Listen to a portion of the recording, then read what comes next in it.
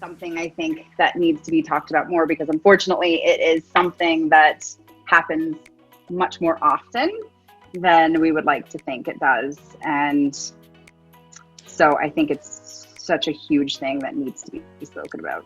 For those listening, just to let you know that Cruz, who is Tobi's fourth child, Third. third, and then she went on to have Jagger, yes, We third were child. pregnant at the same time. We were pregnant at the same time, and unfortunately she lost Cruz at 8 months pregnant, which is, to me, it's still an unbearable thought, but it is something, like Tobi says, that it does happen to a lot of women, and it's something that should be talked about, because you want to remove the stigma, and you want to make sure that other mothers and other women that have gone through the same thing, or will go through the same thing, they don't feel so alone. Exactly. It's an unbearable thought, to go through that, and then to have the courage to then try again after that. I will remove my wig to you forever. You know what I mean? I love you. Thank you. I hope you heard everything I said there. I did. You were hilarious. Welcome to Living Out Loud with Loretta. My guest today is my friend Tobi Dragotta. See? Yes. Thank you so much for having me, Loretta. I'm a stay-at-home mom, so my job never ends. And now, because of COVID, I have added homeschool teacher to my list of things that I need to do each day. Your long list of mother, wife, teacher, Yes. nurse, doctor, therapist. Now, Tobi was a New York resident for a long time, and has recently, her whole family uprooted from New York City and moved back to Colorado because of COVID. Is that right? Yes, that's exactly right. I don't think, well, I know, not that I don't think, I know that if COVID wouldn't have happened, we would still be in New York City. Um, our heart is there. We love it. In fact, we're all pretty homesick for New York City, but we do realize that we are missing what New York City was pre-COVID, not what's going on right now. For us, it was a really difficult decision to make. We lost many nights of sleep over this decision, but it was, I don't know, we just saw what was happening around us, and we didn't like what we were seeing. On top of that, it's just really, really difficult to quarantine in a New York City apartment with 3 young children who need to be active and outside. And every time we walked outside, we had to wear a mask. So even if we were just going to walk the dog, we had to wear a mask. And without any private outdoor space, which we did not have, it just seemed impossible for us. Being that you just need some fresh air sometimes, it's like, I just wanted to be able to sit outside and not be confined to the walls of our apartment. And it was so needed, and we just didn't have that ability. I mean, yes, we would go to Central Park, and once we got situated, we could take off our masks, but sometimes you just want to go sit in the yard. So we have that now. So I think it was a good decision. And we have family here, which is fantastic. So I have my mom's extra hands to help me out when I need her, and she's amazing that way. So. I haven't been to many places in Colorado, but I have been to Aspen, darling. I've done Aspen. I didn't do much skiing, though. I just drank the mulled wine. Yeah. and dressed in nice snow gear. Yes, all the snow gear up to the top, and just kind of stayed there until I could come down. But speaking of drinking mulled wine, do we have an adult beverage with us? I do have an adult beverage. Oh, me too. Oh, that looks like a very healthy adult beverage. It's clear. Cheers to us. Cheers. Yay. Slurp, slurp, slurp. Mm-hmm. Delicioso. Okay. Now, Tobi, being mother, beautiful, and we met at the Huntington Montessori, which is obviously out in Long Island, for those of you listening. Toby and her husband and children actually lived out in Long Island before they then packed up and moved to New York City, which I loved. I was like, oh, I love the fact that you're living there. But I also appreciate the fact that out in Long Island, we can have outdoor space. Right. So you choosing to go back to Colorado and have the outdoor space and be with your family, and your children can be in the outdoor space and have your family around, I think it's the perfect decision. Right. Obviously, we're all stuck with this whole quarantine and trying to keep ourselves and our children and our family safe. Right. But amongst this whole thing, which is something that really kind of, was definitely a path that I went down in January, you, as many mothers, had your body a little bit ravaged by motherhood. Yes, right? I did. Listen, it's the most glorious gift and the most glorious blessing to be able to make human beings. Absolutely. Let's call it. I would do it all again 100 times over, but yes. Okay, well that's where we differ. I'm like, I'm done. No more. I'm done too, because I'm too old. Yeah. If I was younger, I would probably go for another, but I just physically can't handle those sleepless nights anymore. I can't do it. It's a lot, right? It's a lot. But there's something, there's another guest that I was speaking to, we're talking about motherhood and the fact that, Mother Nature, she gives us amnesia. So you forget about the sleepless nights and, if you're... Oh, I don't forget about those. Oh, really? No. Okay. Yeah, all right. Definitely not. All right. Well, some of us forget about the sleepless nights and our friends having to bring us lasagna. What did you bring me? You brought me lasagna. Right, that's right. I forgot about that. Oh, mamma mia! Fed us for days. Fed us for days. Good. But I love the fact that you made the decision, and I'm going to say, just because I've done it as well, it's not about vanity. It's about the desire to look at yourself in the mirror and still see the woman that existed pre-baby, right? Yeah. So you had something of a mommy makeover. I did have something of a mommy makeover. It kind of started with, I knew that I wanted to have this done eventually. So I had a tummy tuck, and I also had my breast implants removed. And since I was doing that, I was like, well, might as well get in there and lift them too.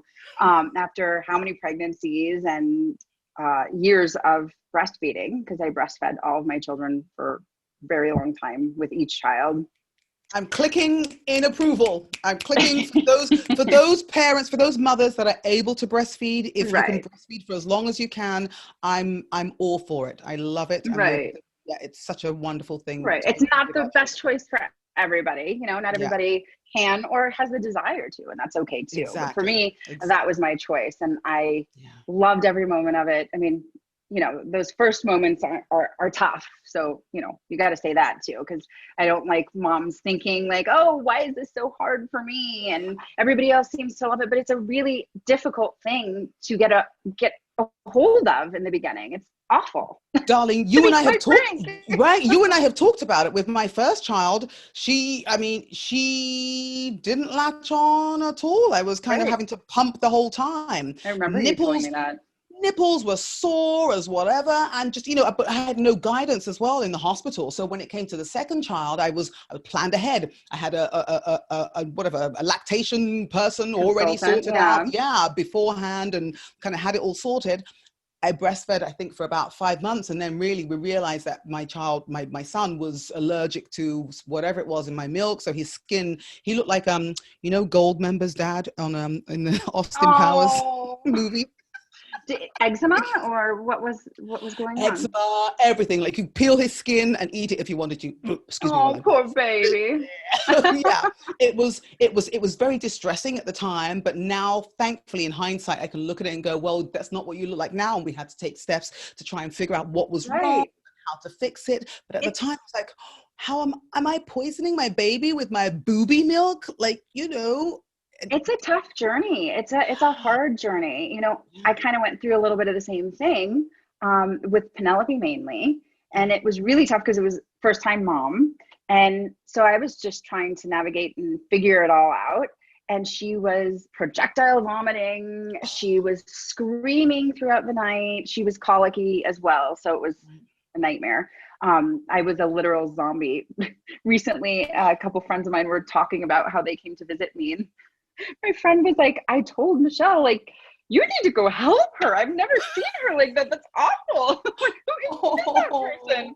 It was so bad to where I literally had to, we finally figured it out. And it was, I had to cut out gluten and I had to cut out dairy from my diet completely, mainly dairy. And when I did that, it was like night and day, the difference. Wow. It was amazing. To the fact of, if I even had a pancake that had milk in it, within a half hour, if she fed, it was projectile again. Wow. So it was just like, you know, it was tough because then you have to make all these choices, right? Like, okay, well, now I can't eat all these things, and you make all these sacrifices. And all that was even worse, I couldn't eat legumes, I couldn't eat dairy, I couldn't eat gluten, I basically was stuck with chicken, yes, and fresh vegetables. I mean, well, vegetables and fruits, and that was it, which was fine because it made me lose weight much faster. Mine, I mean, I don't even remember exactly. I know that I used to eat a lot of spicy sausages, and that's nothing to do with my husband, but I spicy Italian sausage. But like, I had to cut that out because it was like, oh, I cut out dairy like you did. Basically, he ended up being allergic to nuts and to eggs. So, but that was found out after, you know, I don't know, like 9 months or something, you know, or 7 months or whatever it was. So, but it's, you know, we try, he got some breast milk. I mean, it made his skin peel, but I don't have many pictures from him. But I'm sure he got some of your immunities and things like that, which is super important. Exactly. So you did your job, Mama. Thank goodness. So, okay, go on. So we've done the breastfeeding. We've got all our babies. So I have been feeling really sick for years, and I couldn't for the life of me figure out why I had so many symptoms. I had many symptoms. It was chronic fatigue, arthritic pain in my joints. I get like fibromyalgia type symptoms where my skin feels like it's literally burnt, but you can't see anything. It's not like there's a rash you can see, but just the lightest touch hurts. So just many symptoms. So I was going to doctors, they were running tests, doing tons of blood work, and my regular doctors weren't finding anything. So then I sought out a naturopath doctor, and she sat down with me for 2 hours, and she said, okay, we're going to go through your whole history from your childhood. Were you sick often? Were you on antibiotics often? What for? Yes, I was. I had chronic sinus infections constantly, so I was on antibiotics all the time. And she went through all of my symptoms, and she said, I have a hunch, and I'm pretty sure that I'm right, that you most likely have Epstein-Barr virus. Okay, please, I'm sorry, say that name again. Epstein-Barr virus. Wow. So she's like, I'm going to do a ton of blood work on you. So what Epstein-Barr virus is what, say what shingles is to chickenpox. Epstein-Barr virus, when it flares up like this, is what it's to mono, we'll say. So if you've had mono, which I can't remember what the percentage is, it's up there. I don't want to quote anything incorrectly. But she said majority of people have had mono, and we just don't know it. She asked me, do you remember having that? I was like, no, I don't remember having that. And she said, okay, well, that's not uncommon because most people, it presents as just a cold, and you have it for 5 to 7 days and it's done. The few people that you heard of that had it for 2 to 3 months that got really sick usually had a compromised immune system when they caught it, and that's why it got so terrible. She said, so basically you must have had mono as a child or some point in your life, and major stress later in your life can trigger Epstein-Barr virus. And it basically gives all the symptoms that I've been having. So I started doing cleanses and really watching what I was eating and juicing celery every day and taking out all these things out of my diet. Nothing was really helping. She gave me, what's it called? I can't remember the supplement, but it's like a mushroom supplement that was supposed to help with my immunities. And yes, I think all of that helped. She increased my vitamin D, she increased my B12. So those things did help, but I still wasn't feeling 100%. So I started, actually a friend of mine made me aware of breast implant illness. So I started looking into it, and a lot of the same symptoms that I'm having are triggered from breast implants. I, got to a point where you're supposed to change your implants every 10 to 12 years. Yeah. Or you can have complications. So it's been 12 years as of August, I believe. So I knew the timer was going, and I needed to get these out and either replaced or just be done with them. And before I knew about breast implant illness, I had already wanted to get rid of them because I thought, I don't want to deal with this in 10 to 12 years. Let's deal with this again. I don't want to deal with it. So then I learned about breast implant illness, and I was like, oh, yes, we are getting these babies out. And not only do you have to make sure you take out the implant, but you also have to take out the encapsulation that your body forms. It's scar tissue. It forms a capsule around the breast implant. So you have to go to someone who's very skilled that can remove the whole capsule as well as the implant intact, so nothing's left behind, because that can still give you symptoms if you leave any of that scar tissue inside. So I found a wonderful doctor, Dr. Linda Wong, here in Denver. My cousin actually was having hers removed for the same reason, because she was having major symptoms. And so she was telling me, oh my gosh, I'm going to Dr. Wong. This was before I had decided to move to Denver. So I said, you know what? I'm doing it. Jagger's finally, my youngest son, is finally old enough to where I don't have to pick him up, and it's time. And so, of course, I thought, well, if I'm going to go and do that, I'm going to get the belly fixed, because I had a major diastasis recti. It was a whole hand apart separation. I worked out I would work out 5 days a week. Yes, I was feeling good as far as being toned in my legs and my arms, but there nothing that I did, it didn't matter. And I was doing a full body workout. I could not get rid of the loose skin that was left behind from my pregnancies, as well as my muscle being completely separated. There was just nothing I could do. I tried therapy. I was not good at that. I was not consistent enough with going, and I just have no focus to sit and concentrate and do my breathing exercises. I don't have that discipline. And I'm the type of person, when I'm working a muscle, I need to physically work a muscle. To sit there and breathe and do these things, I can't do it. Especially when, you're mommy, you have too many things to do. I'm always thinking I get too distracted, and I gotta hop up and grab someone this or that, and mommy, I need this, mommy, I'm thirsty. It just doesn't happen.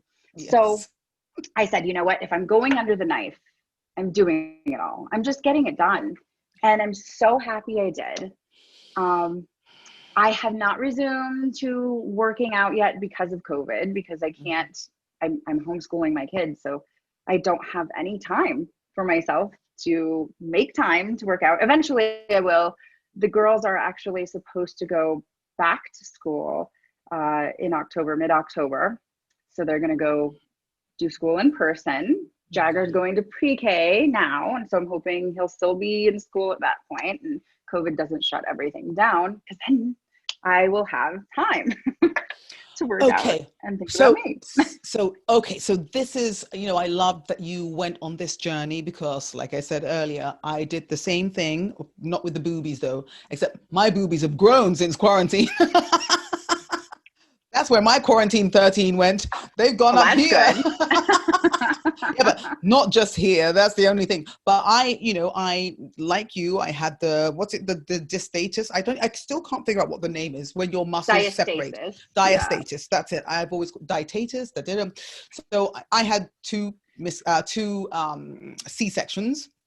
And the muscles. So diastasis is when the muscles separate in your stomach, basically, and you need a lot of work to get them to go back together again, or they just don't go back together again. It just happens one way for some women, one way for another. I had a lot of the excess skin, and I don't know, I don't know if it's anything to do with age or whatever. I don't even care. The fact is you're carrying human Right. beings. I know after having my first child, I didn't have all of that.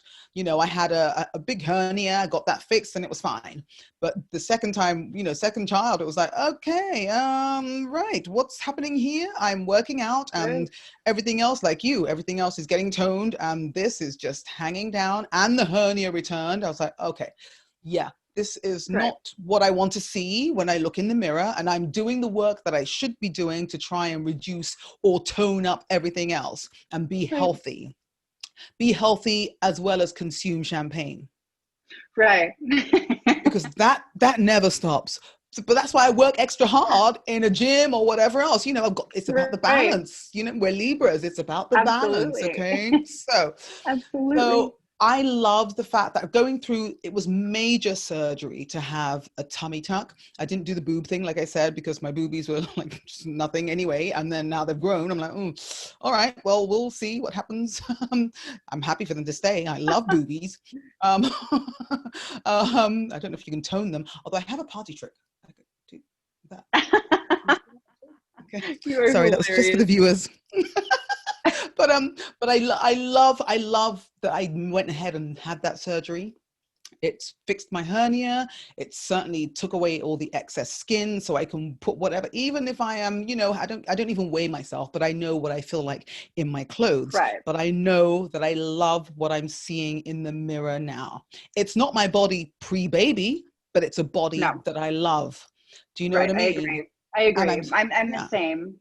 I feel the same. I mean, I still have some swelling going yeah, on, yeah. um, which she said it could last up to 3 to 6 months. My surgeon told me that I have to wait a year before I can redo any of the tattoos that were, because listen, I'm slightly riddled with tattoos. I love tattoos, and I had one like on my whole tummy area, sort of thing down there, the crotch area, kind of thing.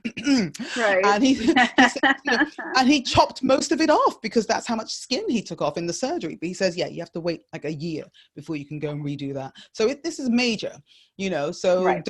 don't worry about anything else that's swollen or whatever, because it will go down in time. Right. One thing I wanted to also mention to everyone is just how the reason why you are very special to me, because you some people will know and some people might not, but before I had my son, I had suffered a miscarriage, and I was then terrified of trying again. And there are a lot of women I've since suffering from this miscarriage, I've met women that have gone through it over time and time again. There was one that said, oh, Right. I've had 14 miscarriages. I'm like, how the hell do you You do keep that? going. Because Right. it's an absolutely anguishing, heartbreaking despair that you feel. And me having gone through that and feeling the fear, and not being brave enough to want to try again for a child, because I wanted to give my daughter a sibling. I wanted, you know, I come from a large family. My husband comes from a large family. And I will always remember to the day I die, Toby, Mm. we were on a play date. Our That hurts. girls were on the play date. I was sitting on the floor, like cross-legged at this, I can't remember, was it treetop, something, once upon a treetop or Right. something, Once right? upon a dream. That's it. It was Right. me, you, and Angela Angela. Martin. In case you're watching, listening, we were there, and it was like God spoke through you. I can't even tell you now what you said. I don't even know if I could have told you an hour afterwards what it is that you said. Right. But the words resonated and they filled me with courage. Literally on the way back from that play date, I called my husband at work and said, baby, I think we should try again. He was like, really? Are you sure? I was like, yes, I think I can do it. Mm.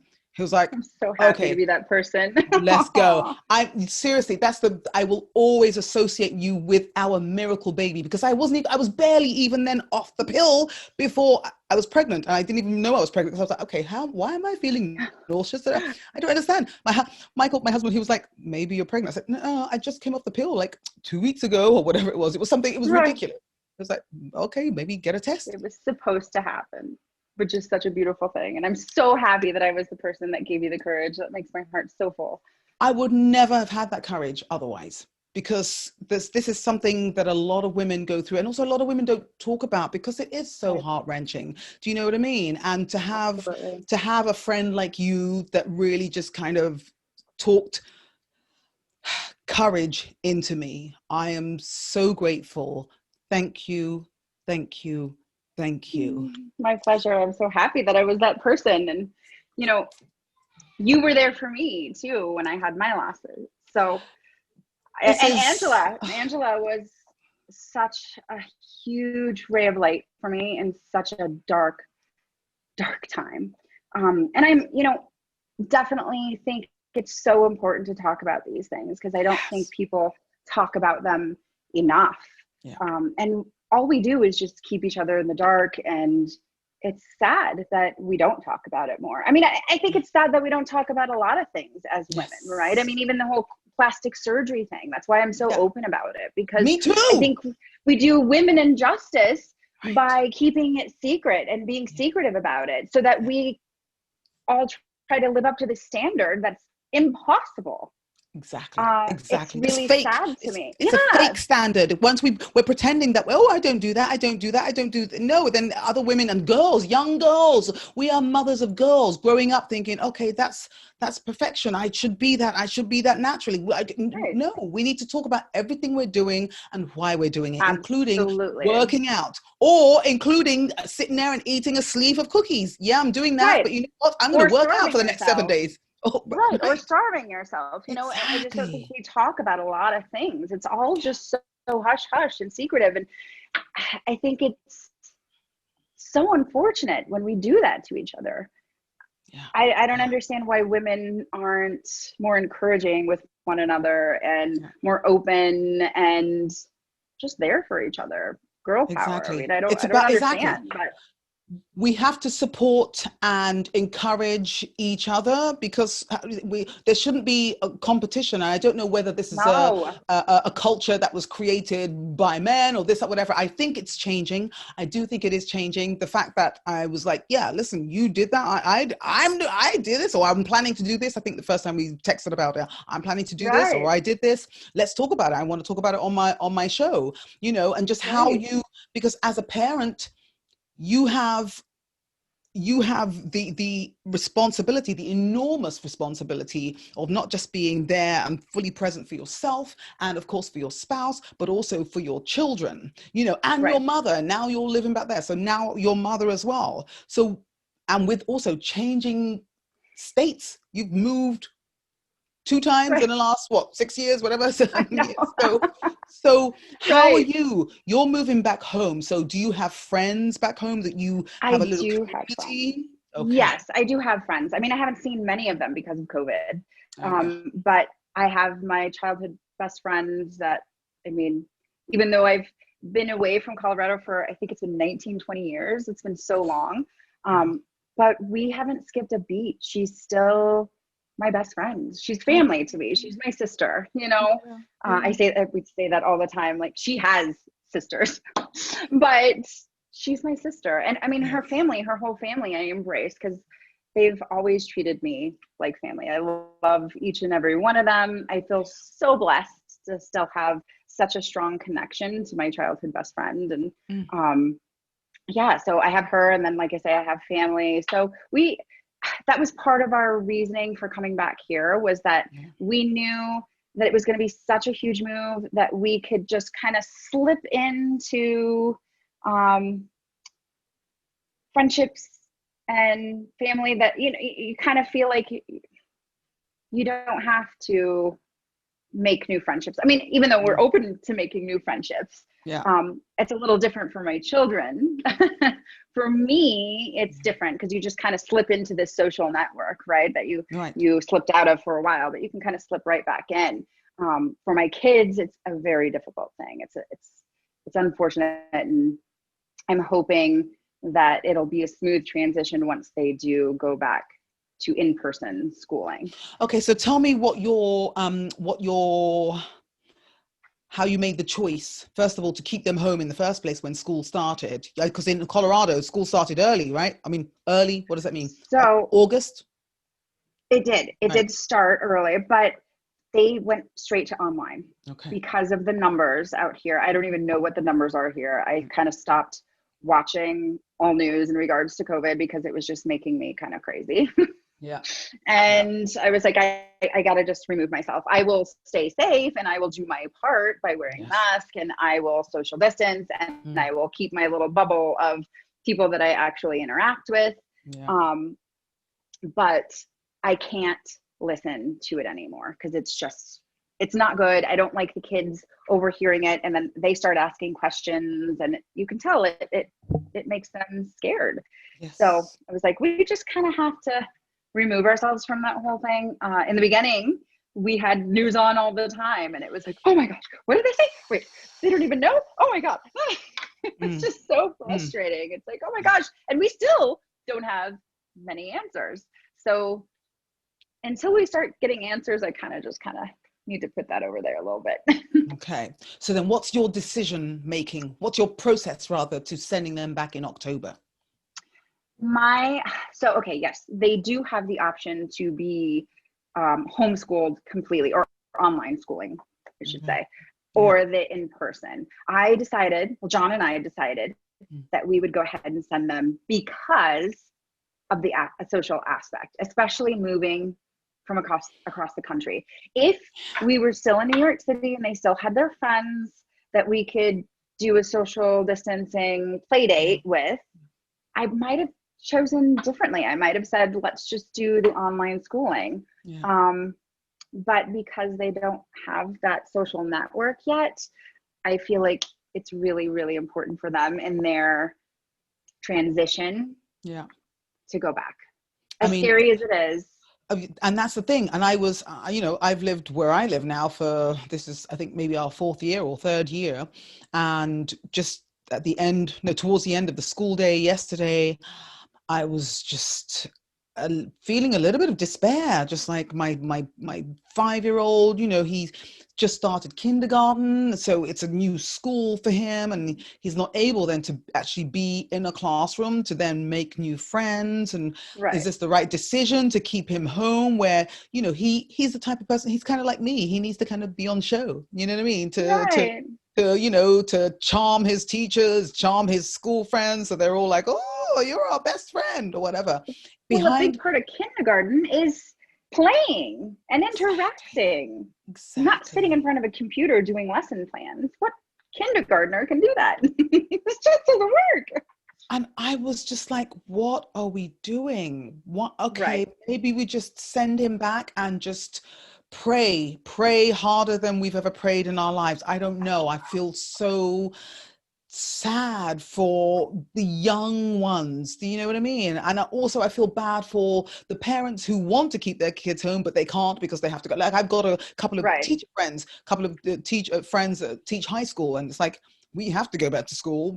So I have to send my children back to school. I don't want to. Or the ones who just like, they don't know what's going to happen, but they have to because my child is wilting away being at home, sitting in front of a screen. What do we do? How do we do this? It's such a tough situation. And I don't even know when they do open up, how long it will stay that way. I mean, we're not even going into a hybrid plan. So it's going to go straight full day. I can't remember how many kids are in her class, but there's quite a few. And since there's so many, they can only be 3 feet apart. I guess the good thing is that they're young enough, or at least mine, that supposedly it's not affecting that age group as much, and they seem to be less of a carrier. So that was another part of my decision. And the other part of it is, even though my older daughter is seeming to do just fine with the online schooling, because she can navigate through it on her own. She doesn't really need my help. My other daughter, though, she's having a really hard time with trying to navigate through it all. I mean, she doesn't know how to type. So for her to have to type through, it just takes forever to get it. Everything's just a long, drawn out process. And she has ants in her pants, she can't really sit still. So to sit in front of a computer is really difficult. But, it is what it is. And I guess we just roll with the punches and I feel like this is a no-win situation, no Right. matter what we choose, right? Eventually we have to get on with life. I mean, what are we waiting for? Even if a vaccine comes out, do we even know that this vaccine is going to be effective? Like, it's such a tricky thing. I mean, you look at the flu vaccine is not very effective. So how is this going to be very effective when it's mutating so quickly? I don't think that they can really create. I just don't know how. I don't know how we're going to get a hold of it. I kind of think eventually we're just going to have to get back to life and a new normal. It's not going to ever. I don't know that it'll ever be how it was. Unfortunately, I So don't how, know. I mean, and also I don't know if the way it was, if that was necessarily a good thing, you know what I mean? Like Right. maybe we're supposed to, this is like cleaning house, you know what I mean? And we're supposed to now discover a new normal, which is not anything like it was before. I don't know if that's a good or a bad thing. Um, Right. I do want to know, however, because dealing with because obviously your husband, your lovely John, like Yeah. is he able to still go out of the house for work, or is he in the home working from He there? goes out to work. So I think Okay, that's a huge help. So right. he has his own business and he has his own little private office. So he doesn't Yeah. have to interact with anyone. He goes right into work, his own little space. Um, so he's in a safe zone. So which is great because in the beginning he was not able to do that. You know, everything was completely shut down, and Yeah. we went to upstate New York in the Catskills the first 6 weeks when everything hit Right. the fan. Yes. We got the heck out of Dodge because we were scared. Yeah. You know, we Yeah. didn't know what to do, and Yeah. it was hard to get food. It was hard. It was chaotic. I think that week before everything started shutting down, I went to I don't know how many stores just trying to get what we needed food wise, and I was like, what are we going to do? Like, we can't live in this situation and be enclosed in this little apartment, not be able to go outside at all. So we went and got an Airbnb. We were there for 6 weeks. It was the best thing we did. We were able to get fresh produce. We were going to a Hmm. little farm that we were grabbing everything that we needed. It was amazing. Um, but he was stuck working from home, which was so tough. He basically was like, yes, I was there, but I wasn't really putting in a good day's work because it's so many distractions, kids, Yeah. they're homeschooling, the internet, you know, you have so many people on one uh I can't even Wireless wireless, network, yes, whatever. Yeah. exactly. It was tough and screaming, and then you have my little 3-year-old who's from tantrum to screaming of joy, and like it's just chaotic. And It's and chaos. and he's a boy, so boys, we know boys are a interesting species. Oh, and mine is Henri, this little one. I mean, he's super cute, but he knows it, and he's Henri. Sweet as See, pie, but can also be a little, but you know. that's the thing. I think that's what they do. I mean, unless I have multiple boys, or if my mother was around, I can ask her what it's like having multiple boys. I feel like the boys, because they are so cute and they know they are, and they can charm you. And you're just like, oh, okay, I'm not mad at you anymore. Okay, you want 12 cookies? Okay, there you go. Oh, mamma mia. They charm you. They do. He has me wrapped. I say it all the time. I'm like, oh, he has me wrapped. I mean, They know it. Penelope's a mama's girl. Alwa's a total daddy's girl, even though she tries to keep it fair, bless her little heart. And Jagger is full on mama's boy, full on. And he's the most attached child that I have, which is interesting. Like, my girls were always so like, oh, bye. In Yeah. fact, first day of Huntington Montessori, Penelope was like, we drive into the parking lot and she's like, you're leaving now, mom, right? And she was 3. And I said, Penelope, you don't even know where to go yet. I have to walk you in. I have to walk you to your classroom, introduce you to your teacher. She's like, but then you're going to leave, right? I was like, yes, then I'm going to leave. So I took her Miss in. Independent. Oh, Miss Independent. She Wow. is.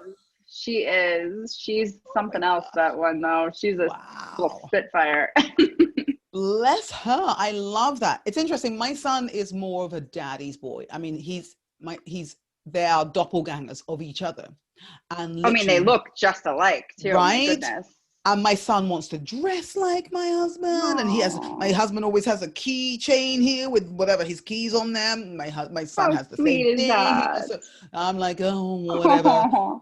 My daughter, it's okay because my daughter for me is my mother reincarnated. So she and I, like, we have the same ridiculous sense of humor, and we're both just like, Wow, you that's know. awesome. Yes, I remember you saying that. That's so special. That's super special. So I wanted to That's a get to, beautiful thing. because we've been talking for ages, and I don't want to keep you from your whole life forever, but I want to find out, with us, the home, you know, being at home and not going out to work, but working in the home, Right. how are you managing to balance it all? Like, are you able to keep, like, are you able to have me time? Are you having, you know, child time? Are you having spouse time? Are you having friend time? Is there any balance? And you To are a be Libra, right? You honest, are a Libra. You I are a am a Libra? Libra. I am a Libra. Yeah. Yes. Right. And to be quite frank, I am not balancing it at all. I'm doing a terrible job of it. I have no time to myself.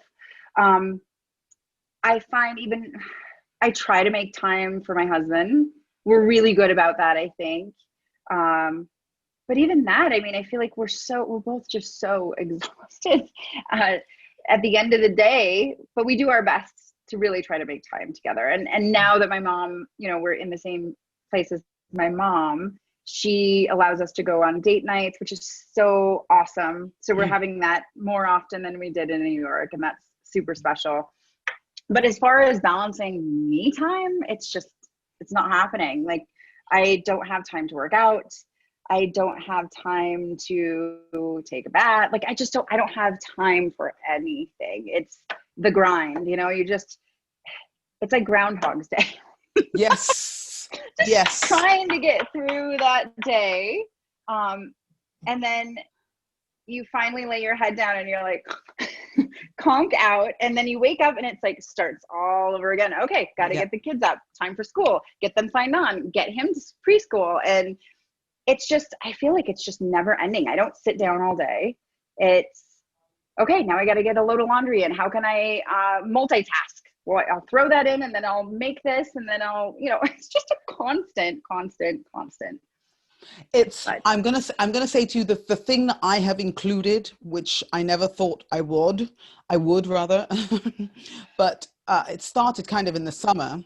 My sister was here visiting for a little while before she went on to Chicago to carry on with soccer coaching. She's in Chicago now. In Chicago now. Oh, wow. Yes. She got me into running almost every morning. So we kind of created like a little running group with my neighbor who is a high school teacher in our little district. So when school was starting up again, and of course we were running on the track for a school that's nearby, and of course they were not going to probably allow us to run on a school day in the morning.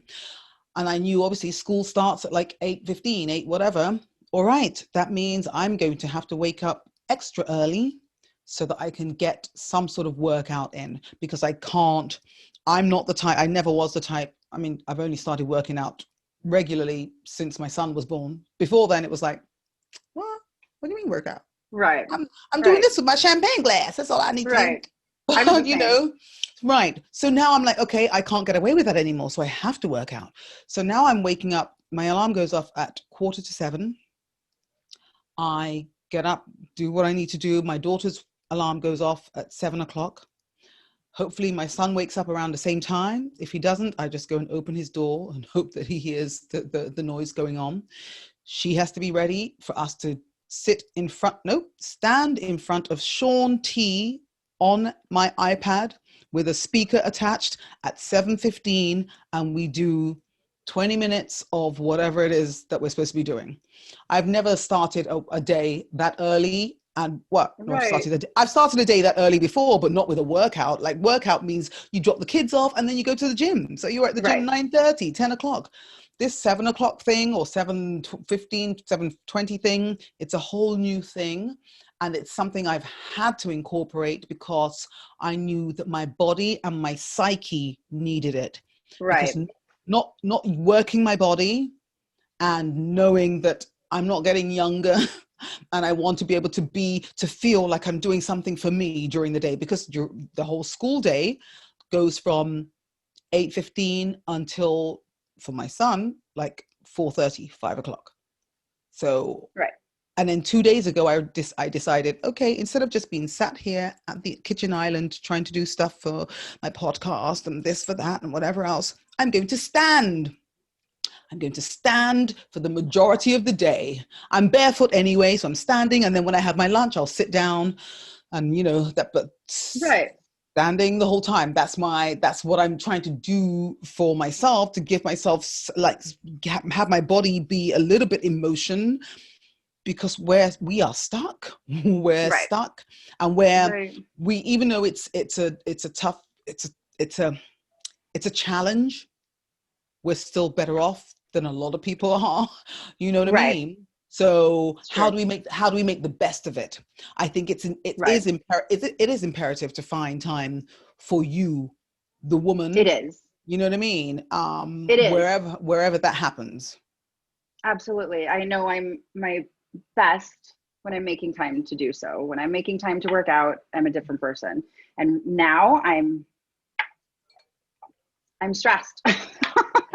Exactly. I'm always Exactly. stressed. I'm That's it. exhausted. No, yeah. It's That's just that's like, it. and my temper is also, it's I'm a little more. My patience is thin. We'll say that. Yes. I will snap more quickly, and I think because you just never have, when you're not making that time for yourself, you never have the time to refuel. So if you can't Yes. refuel, you're running on empty, and so you have Yes. nothing to give. So yes, it's extremely important to make time for yourself. What is it? Isn't there like some sort of saying where they say you have to be good to yourself to be a good mother, because you can't, it's actually in favor of your children if you do make time for yourself. It's Thank not a you. selfish thing. Nope.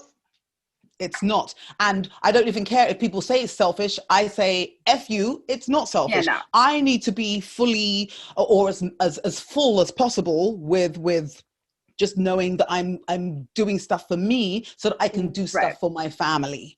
Right. Another guest I had was talking about the fact that, the whole thing of when you fly, and if there's an issue, or no, not if there's an issue, but when the stewards are saying to you, okay, you gotta, if the Put masks your come mask on down, first. put your Right. mask on first before you put the mask on your children. Why? Because you need to make sure that you're okay, and then you can then take care of the people that you're Right. flying with. If you're just going to look after them and then you're like, oh, okay, I'm gone. Right. You're no good to anyone, Right. So I don't know. It's true. It definitely takes some planning. It takes some like real sitting down and strategically saying, okay, I need to then take this 15 minutes here, or my husband, when he gets home, it's like, nope, 30 minutes of you and just the kids. I'm going off to go and sit in the bedroom or sit in the bath for 20 minutes and Right. just stare at the ceiling in the bubbles and just, have Right. me time. It's absolutely integral, because what we do as parents, as human beings in general, but as caregivers, as parents, it's one of the most important jobs. And therefore we have to be, it's like driving around in some beat up car. It's like at some point it's gonna like conk out on you, and then you're gonna be like, Right. oh, I can't get anywhere. Well, and Not it's that I'm also saying that you're a setting a beat good up example. car. It's also setting a good example for your children too, right? So they realize like, okay, I need to Thank refill you. my tank. I can't just run on empty. Yes, exactly. Okay. Exactly. It's So about me I'm saying, going to okay, make time to work out because of you. literally schedule it, Toby. It's really, really, and you're a Libra. So you are about balance. It's It's true. integral. We are the True. nucleus of our families. We are the nucleus. You know what I mean? Right. But I must say, you took some time to give yourself a haircut, because you look beautiful. Thank you. Yes, I did the I whole love that. makeover from top to I bottom. know. You see? So you do have time for you. You've made sure to kind of say, okay, I need to do this for my body, and I want to do this with my hair. It's, just add Right. that to a little sprinkling in the rest of the week. You know what I mean? Right. Because I don't it's even know already what. there. It's there. Right. It's true. I mean, like you said, just to reiterate what you were saying, you don't like looking in the mirror, not recognizing that person. Right. I mean, and that's exactly what I felt. And so I kind of knew like, I can't go on like this anymore because it was just awful feeling like I couldn't look at myself in the mirror. And I truly would look at myself and say, who is that person? Mm. That's not me. Like, I don't even know who that is. And I couldn't be nude. My poor husband, it was like always covering up and, Mm. which is not who, that's not living. I mean, I mean, you're the girl who was like you were you waitressing, hosting, or whatever. But I I mean, was waitressing. like hot So thing with the long hair and everything, just like stunning. Like all the guys would be like, "Hey, how you doing? What's your name?" And you, oh, you're too funny. Well, yeah, I mean, you go from a career like that when it's all about what you look like and all about what your body looks like. yeah. And then you don't recognize this person anymore. And I was finding that I was literally hiding. I was buying muumuus. That's what I'd wear. It was like just big dresses that hid my body, which actually made me look bigger. But I couldn't wear Yes. anything that cinched in the waist because then it would emphasize my belly. And I remember complaining to John, saying like, I just don't feel good about myself and I hate this. And he was sweet and would always say, you're still beautiful. Stop it, But Which you are. I You knew, are so beautiful, but it's about what you thank think you, about but how I yourself, right? felt, right. And then, I knew also like, it's not just in my head because I would go to the store in my yoga pants and my tank top and someone would ask me how far along I was. And so you realize like, okay, no, it's not just in my head. No, people think I'm actually pregnant. So, I and mean, then it's funny now, but like seriously, it is a real thing, it feels right? It awful. is. And But then, I would, not only was I having the feelings of, wow, that really sucks that people think I'm pregnant, but then I was also feeling guilt for making the person feel uncomfortable that they asked the question and they felt horrible. And you're like, oh, no, it's okay. You don't have to apologize. It's fine. Like, I do have a bit. It's just, you know, it, oh, this is it was mommy something that I life. felt like I had to do. Right.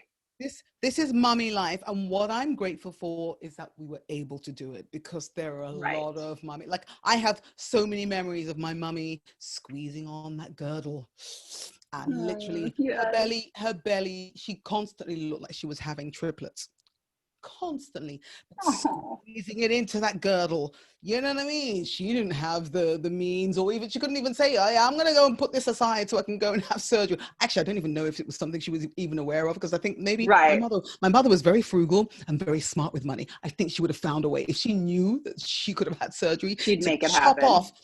What they would have chopped off would have been a whole baby size. That would have been a 9-pound baby they would have chopped Wow. off of her tummy. Oh, the Really, things I we remember. sacrifice as Oh, mommies. but you know what? As much as we've sacrificed, we know that it's the biggest blessing. Oh, It's the absolutely. biggest blessing, It's the biggest right? blessing. It is. I wouldn't, like I say, I would do it 100 times over. And um, I don't know. I mean, just even the whole process around birth, like I absolutely fell in love with it. And I'm hoping once they all get back to school and I can find time for myself, I will start to kind of find my way on my next journey. And maybe it'll be something in having to do with birth, because I absolutely adore everything about it. I Maybe a know, doula? right? Maybe a doula. I mean, if it wasn't so much schooling, I would even consider being a midwife, because as you know, I did all home Ooh. births, and I was so the whole about to say to my listeners, Toby gave birth at home in a bath, right? yes, To I two, did. but Well, so yeah. two of them were Ooh. born in water at home, and Yeah. one of them was born on my bed at home. Yeah. But yes, And again, it's not a choice for everybody. It was something that's, I think it's a very personal choice, and to each their own on whatever, journey they decide to go on in that regard. But I absolutely am in love with everything birth. And sometimes I'm like, I'm going to have another baby just to do it again, which is kind of strange and weird. But, to what you were saying, that you kind of have amnesia. My amnesia is, I guess, to the pain. Even though I remember it, I don't remember it, if that makes any sense. I do remember having a tough time, and I remember those moments of, holy shit, what did I just get myself into? Like, I don't know if I can do this. Like, can I do this? I don't know if I can do this. But at the same time, it was such a beautiful, each one of them were such beautiful experiences that I would love to do it again. I'm just too old.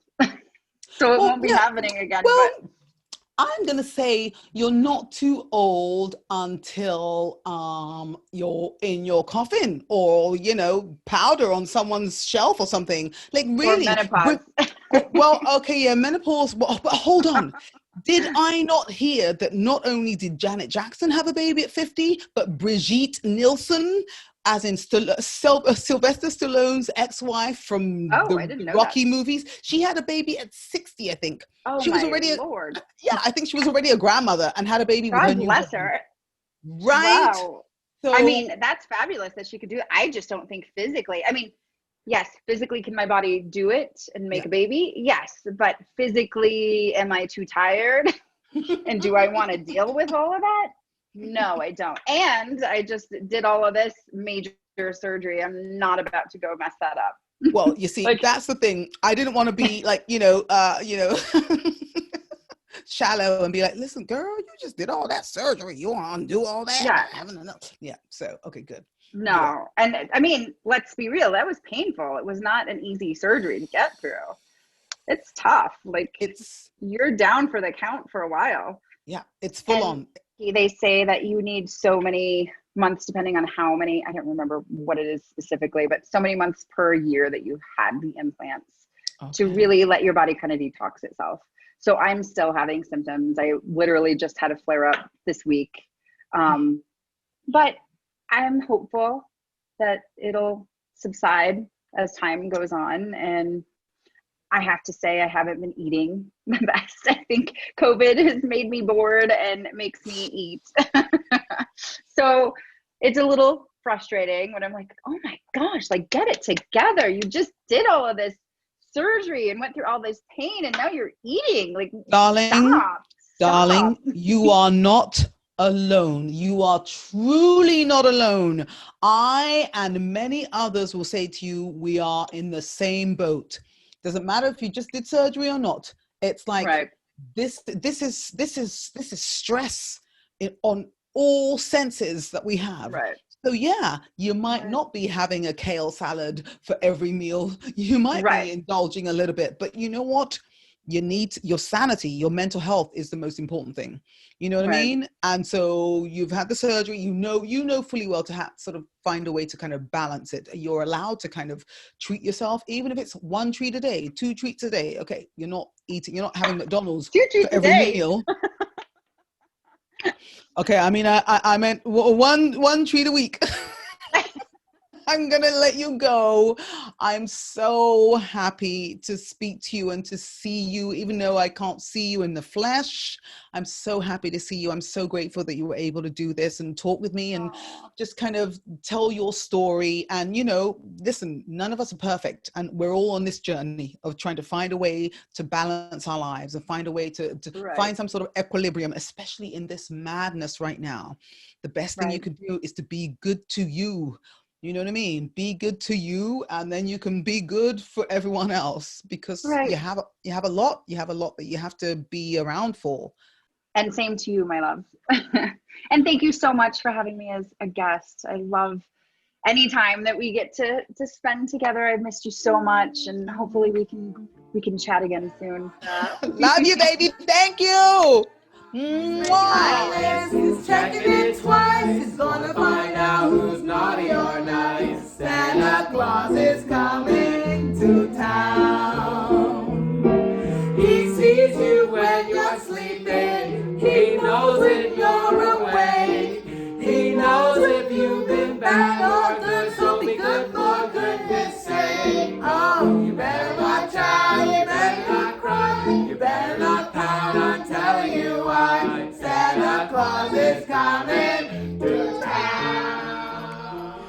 you again for tuning in to Living Out Loud with Loretta. If you enjoyed this podcast, please share it with a friend or several friends. Post a screenshot of this episode on your Instagram stories and tag me at Loretta Nakwacha. You can also watch this episode with a cold beverage on my YouTube channel. The link is posted below. Lastly, if you have the time, please leave a positive review on Apple Podcasts so that we can continue sharing stories, singing songs, and living our lives really out loud.